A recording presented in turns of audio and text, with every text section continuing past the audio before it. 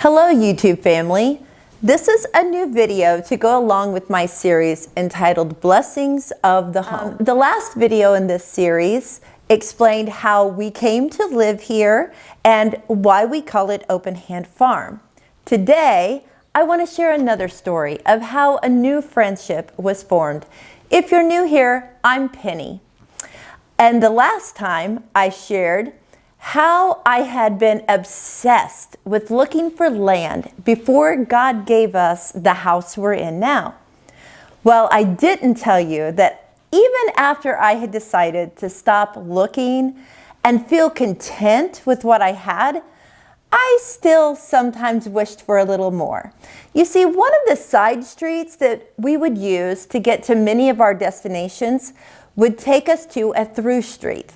At that stop sign, before turning onto the through street, I would sit and look into this beautiful backyard. It was a normal sized house in a normal neighborhood, but the backyard opened up to this street. There was a big, beautiful garden, a cute little chicken house with a small chicken run, and a clothesline that would have sheets and clothes hanging on it. Running around in the yard, there would be several children laughing and playing. Honestly, it seemed like a perfect setting for a series of watercolors or oil paintings.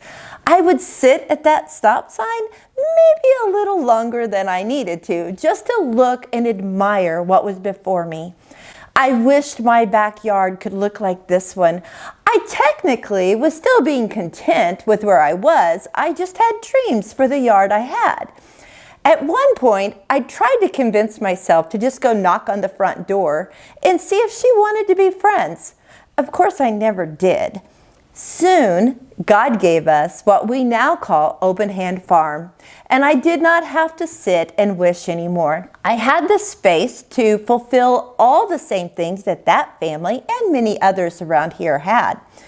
I was so thankful. I started planning a garden, and we talked about chickens and where they could be placed to follow the city ordinances. And we wished we had room for a goat or pigs, but that wasn't going to work out. I decided to do straw bale gardening that first year since we didn't know exactly where we wanted to make a permanent garden area. Almost immediately after moving in, God directed me to have a plant sale in the spring. I had never really sprouted and grown my own plants, but the house was equipped with a seedling cabinet with lights, as well as a greenhouse to put the plants in when they were bigger. My daughter Emily helped me plant the seeds, and I thought this was going to be a great endeavor for us to work together on. But she ended up buying a home and setting up her own garden and seedlings, which meant she didn't have time to come and help me. I felt like I had been left to do a monumental job by myself. I had forgotten that God directed me to do this. So I asked Him to help me.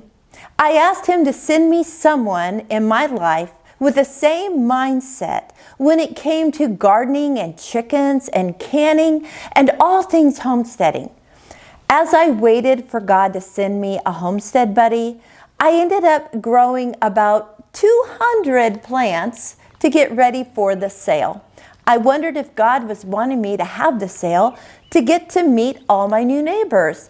And I could eventually invite them to a Bible study or perhaps to church or who knows what. I wasn't really sure why God had directed me to do this. It didn't matter. He was directing and I was following. Each day I would water the plants, and as they grew bigger, I would transplant them into bigger containers. It became a big and somewhat mundane job to do all by myself, but it was so exciting to see how a simple seed could grow into a large, beautiful plant. When the middle of May came, I had my plant sale. I advertised on Facebook and we put signs around the neighborhood, and my daughter Emily came over to help me. I kept waiting for those unknown faces to show up. The only people that showed up were friends that I already knew. Some I had not seen in a while. Some just wanted to come and see our new house, so they used the plant sale as an excuse. And that's fine.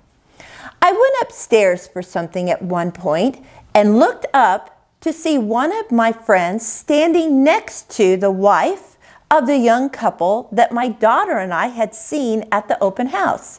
They looked so intently at the house, Emily and I just knew they were going to buy it. So I'm sure that I had a look of shock on my face as I looked at my friend.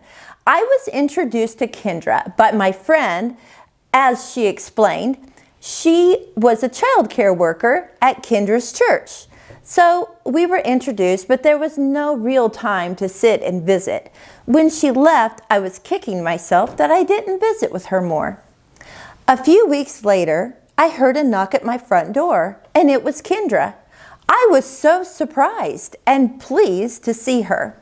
My friend had told her that we used to have chickens, so she had come to ask if we could feed their chickens for them while they were out of town. With her, as a gift, in hopes I would say yes, was a basket of eggs, a jar of homemade jam, and a hand-knitted washcloth with the design of a heart in the middle of it.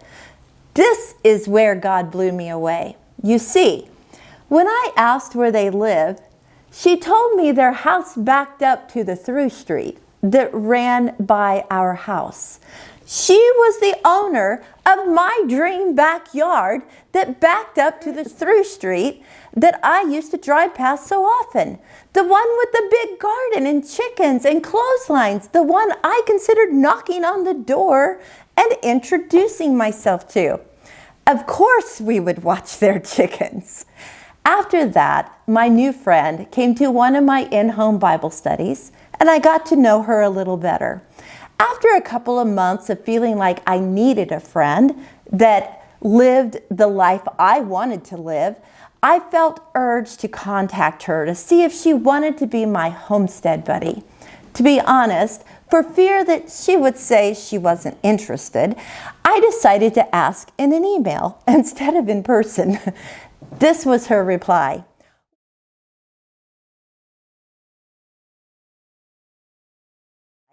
Wow, I am humbled and excited to see God answering my longtime prayer, to find someone who had similar interests and a friend willing to go deep and speak from the heart, and to think you've only been a few blocks away this whole time. Even when looking at your barn house, we loved it, but felt God calling us to be content. So we didn't even pursue it. We just put it back in God's hands. I am so thankful we did so that we could meet you. You guys, this is amazing. Her and her 5 children came and helped me many times in my garden. I did some sewing for her and helped some in her garden too. We had lunches together and she taught me so much about herbs and showed me how to be thankful for every little thing God gave me. She's an amazing, godly woman. Kendra asked me the following spring if I was going to have a plant sale again. I said no, God hasn't laid it on my heart. Just then, I realized she was the reason for the sale. I asked her if I had not had the sale, would she have come and just knocked on my door at any point? And she said no. I have to tell you though, God allowed Kendra's family to move to their own new home. They have been blessed with 10 acres and have chickens, rabbits, ducks, quail, kittens, and lambs, as well as a big garden, many fruit trees, and fruit bushes. I am so very happy for them. But their home is near Clinton, Missouri, 2 hours away. One of my recent videos talked about us going to Lilac Lane Bulk Foods. It was during a visit to Kendra's new homestead that she just happened to mention how she had seen a motor to a grain mill she had. I asked what kind of mill it was, and it was the same as mine. Even now, God was orchestrating things through our friendship, even though we are not able to see each other on a regular basis. She and her sweet family are still a blessing to us. Remember that God's hand is on you wherever He has placed you, to be used for His purposes and His glory. Keep your spiritual ears open and be willing to listen. I am so glad I did 3 years ago when asked to have a plant sale. Thank you for watching, and until next time, blessings on you and yours.